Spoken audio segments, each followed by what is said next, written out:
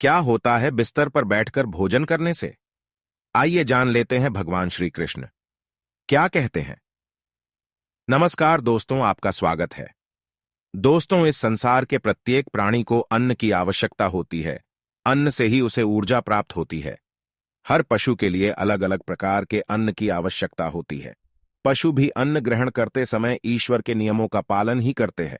मांसाहारी पशु भूख लगने पर ही शिकार करते हैं, तो शाकाहारी पशु दूसरों का पालन पोषण करने हेतु अन्न ग्रहण करते हैं।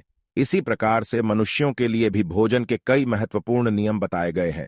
यदि इन नियमों का पालन किया जाए तो मनुष्य को ईश्वर की कृपा प्राप्त होती है। हमारे शास्त्रों में भोजन करने की दिशा, भोजन के प्रकार, भोजन करने का सही समय, इन विषयों में महत्वपूर्ण नियम बताए गए हैं। दोस्तों, भगवान श्री कृष्ण ने भगवत गीता में मनुष्य को भोजन करने संबंधी बहुत ही महत्वपूर्ण उपदेश दिया है। यह उपदेश मनुष्य की उन्नति करने वाला, उन्हें दीर्घायु दिलाने वाला तथा सभी प्रकार के रोगों से मुक्त रखने वाला है।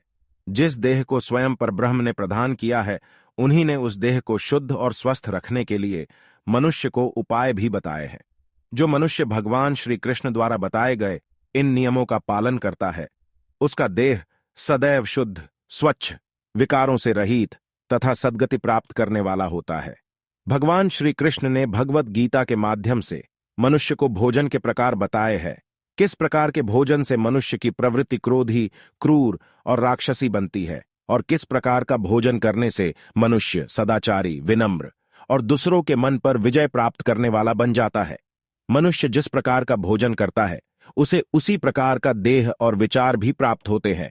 अतः धन की देवी मां लक्ष्मी की प्राप्ति के लिए भी मनुष्य को उचित भोजन सामग्री का ही चुनाव करना चाहिए।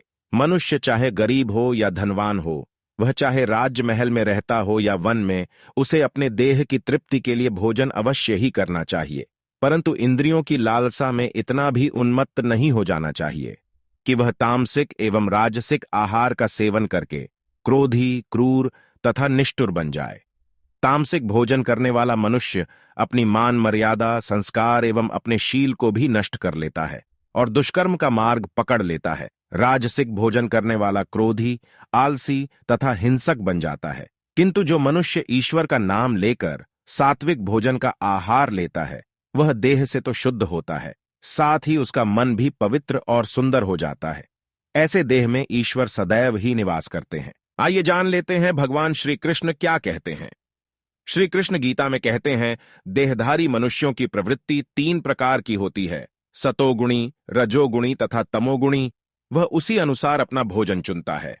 मनुष्य अपने इंद्रियों को वश में नहीं कर पाता, इसी कारण वह भोजन के स्वाद का आनंद भी लेता है। जो मनुष्य अपने इंद्रियों पर विजय पा लेता है, उसके लिए भोजन का स्वाद मायने नहीं रखता। वह तो केवल अपने देह को ऊर्जा प्रदान करने के लिए ही भोजन ग्रहण करता है। परंतु जिस मनुष्य के इंद्रिय उसके वश में नहीं रहते, वह स्वाद के लालच में तरह तरह के व्यंजनों को खाने की इच्छा रखता है। ऐसा मनुष्य स्वादिष्ट अन्न स्वयं ही ग्रहण करता है और दूसरों में नहीं बांटता। उससे बढ़कर क्रूर कौन होगा। श्री कृष्ण के अनुसार जो भोजन सात्विक हो, वह सद्गुणी मनुष्यों को प्रिय होता है। ऐसा भोजन आयु बढ़ाने वाला, जीवन को शुद्ध करने वाला तथा बल, स्वास्थ्य, बुद्धि और ऐश्वर्य देने वाला होता है। इसमें गौ का दूध सबसे उत्तम माना गया है। उसके पश्चात धरती की गोद में उगाया हुआ अनाज और रसयुक्त फल भी सात्विक भोजन की श्रेणी में ही आते हैं। इसके पश्चात आता है रजोगुणी भोजन, जो भोजन अत्यंत तिक्त, खट्टा, नमकीन, चटपटा, शुष्क एवं जलन निर्माण करने वाला होता है। वह भोजन रजोगुणी व्यक्तियों को प्रिय होता है। ऐसा भोजन रोग, दुख तथा शोक निर्माण करने वाला होता है। ये भीतर से देह को जलाता है और व्यक्ति को क्रोधी तथा क्रूर बनाता है। राजसी भोजन खाने में तो स्वादिष्ट होता है, परंतु यह मनुष्य में कई प्रकार के विकार उत्पन्न करता है। व्यक्ति अधिक लालची और अहंकारी बन जाता है।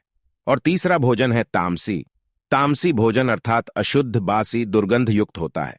खाने के 3 घंटे पूर्व बना भोजन, जो ईश्वर को बिना प्रसाद चढ़ाए ही ग्रहण किया जाता है, वह तामसी ही होता है। मांसाहार भी तामसिक भोजन में भी आता है। ऐसा भोजन राक्षसी प्रवृत्ति के मनुष्य के लिए अत्यंत प्रिय होता है। जो स्त्री देवी देवताओं की पूजा करती है, उसे तो कदापि तामसिक आहार ग्रहण नहीं करना चाहिए। इससे उसे उसकी पूजा का कोई फल प्राप्त नहीं होता है। ऐसी स्त्री के घर से लक्ष्मी भी चली जाती है और घर में क्लेश और अशांति बनी रहती है। अतः हम जिस प्रकार का भोजन करते हैं उसी अनुरूप हमारी प्रवृत्ति भी बन जाती है।